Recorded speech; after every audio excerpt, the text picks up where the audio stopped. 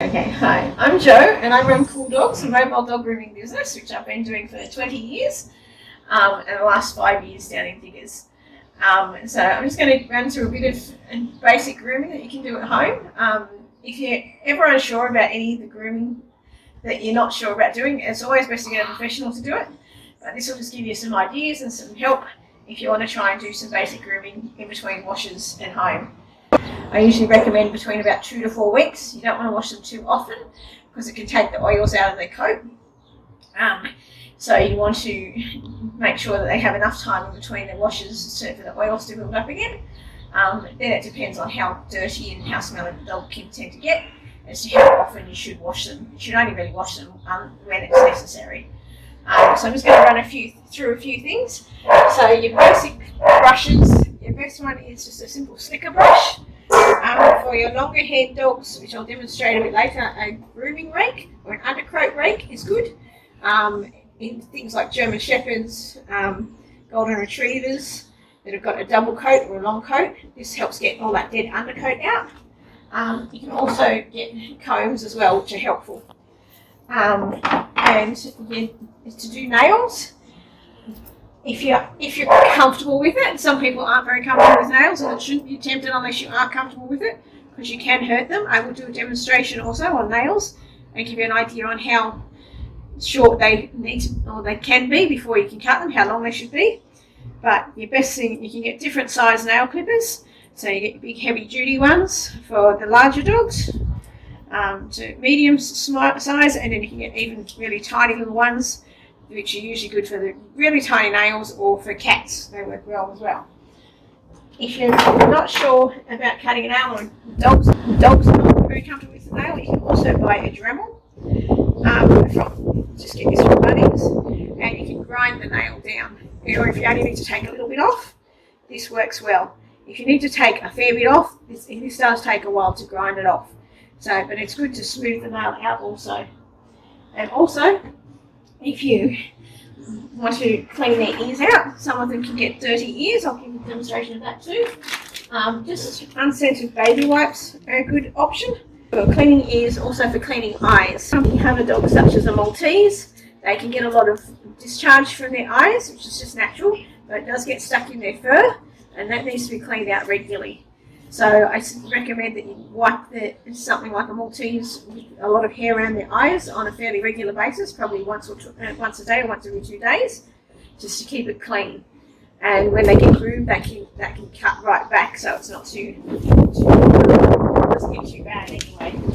So I'll give you a bit of a demonstration, and I'll give you an idea on how to clean their ears out and what it might look like.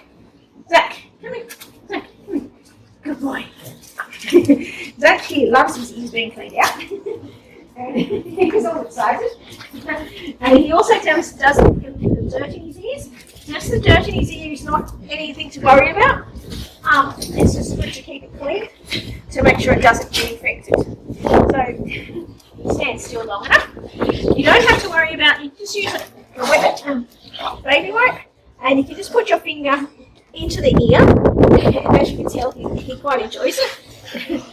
And then so you can see a bit of muck come out of his ear. If it's just a bit of dirt like that, there's nothing to worry about. If you start looking at it and think it's getting what looks like a bit more of a pus discharge, otherwise you can just give them a bit of a clean. Not all dogs like it, such as Willow here. She will try and run off with me if I try to wipe her ears out. But that sort of thing can be done by a groomer quite regularly too. But if they look like they're getting quite red in the inside of their ear, then that's important. They're quite warm. That can be an indication that they have an infection, and that will need to be taken to the vets to get that checked. And so with the nails, if Colin can zoom down onto Zach's paws, most of his paws are quite short. Most of his nails are quite short. His you can't quite tell, and will have blood running through them. And so you don't want to go too far. He wears his down except for this one on the side, which is called a dew claw. So that is the sort of one that you need to cut. And with these nail clippers, you just get it in there just a little bit off, not too much. And as I say, if they're not too sure, then don't try it, because you might make them bleed. If you do happen to make them bleed, The quickest solution is to get a cake of soap and push the nail into the cake of soap. The soap around the nail will help stop it from bleeding long enough for it to heal. But it can be a little painful for them if you make them bleed. But to get an idea, sometimes you can't see the blood because they've got darker nails. Willows you can see easier, so I'll try and show you with her. Willow, come here. She has pinker nails, she has whiter nails, and you can actually see the pink easier. And so it's easier. Come here. Come here. She thinks they're going to try and do her nails and she doesn't like it. If you can see the pink, you know to just go a little bit beyond that, just before that, then you cut it.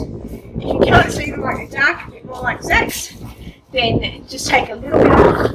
But if the nails aren't touching the ground when they walk, when they're just standing there, then don't worry about cutting them because they're not too long.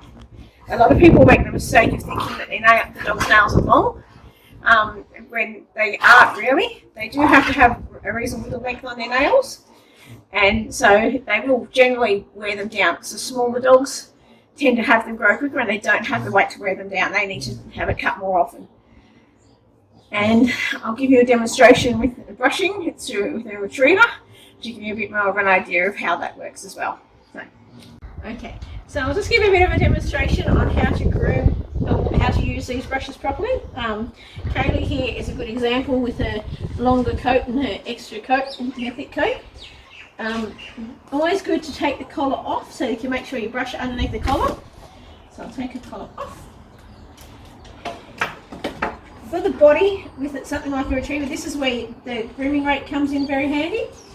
And so you just go along with the line of the coat, and you can see how much hair that gets out already.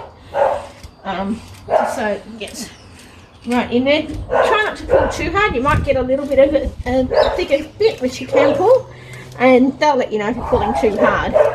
Especially down the back of the legs on something like a retriever or a border collie. That's where they get lots of thicker hair that needs a lot more coming out. You can clean that out. Keep going.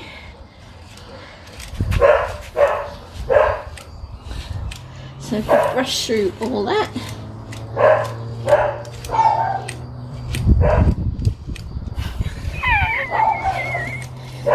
So brush both legs.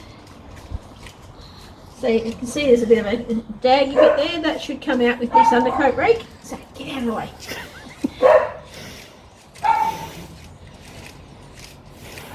So you can see how much hair is coming out with this. That's why these work really well with the thicker coated dogs.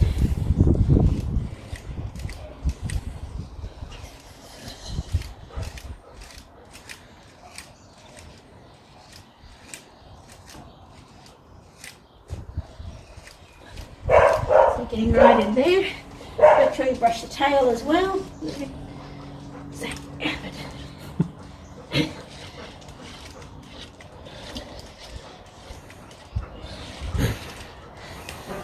and so you should scratch first, Kaylee, then. Okay. Kaylee, come here. Kaylee. Good girl. Sit. Good girl. So, taking the collar off, you need to make sure you brush around the ears and around the collar, especially if they've got a bit of a longer coat. That can be where it tends to get knotted underneath the collar because if you don't take that off. Now with the legs, the grooming rake's a bit hard, so you probably just want to use a slicker brush down the legs on the finer hair and even under the belly.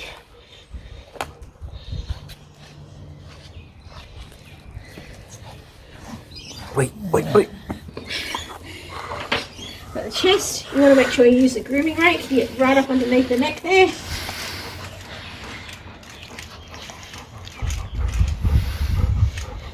And this, to do a really good groom, will take a while to get make sure you get it all over. I'm just giving you a rough idea. Zach, out. Now with a dog like Kaylee too, you're going to sit for me? Sit. Kaylee, sit. Good girl. Now drop. Down. No, down, Kaylee. Down, come on, down. Lie down. Good girl. Roll over. Good girl. With dogs like Kaylee, a lot of this hair underneath can get fairly fine and you can get little knots in it, like that. If you're confident and they're not close to the skin, just get a little pair of scissors and just chop those knots out that are underneath the legs or underneath the belly, because all this hair is where you tend to get a few little dags. You can also, they can get quite hairy in the paws, so it's sometimes a good idea to just to trim a little bit just to even it up to the pads, especially if they're indoors. Then they can get a bit slippery on tiles and floorboards on the bottom of the paw if there's too much hair on the bottom of the paws. But you don't want to take too much off, just enough to even it up with the pads. And you can see with Kaylee's nails, it can give you a little bit more of an idea. Kaylee, it's okay, good girl. About you can see the blood in the nails. So that's just a rough idea on on the best way to use those brushes on a longer haired dog. See, with dogs such as Staffies, they don't really need any much brushing. If they do lose a bit of hair, just a good slicker brush is all they would need. Sometimes they can get little dags in between the paws there like that too, which I'll chop out. But you can see her nails and you can see the blood where it's all pink and then the white underneath. And so if you're going to cut, you want to cut to just a little bit off, just around there, just to make sure that you don't cut too far. So you can just hold it near a paw. There we go. So right down there a paw. And so a dag like this that you can see in between the nails, just chop that out with the scissors. But once again, if you're not comfortable or if it's too close to the skin, I would suggest don't cut it out in case you cut the dog, and get someone like myself to come and get them all tidied up for you properly. So I hope that's helpful.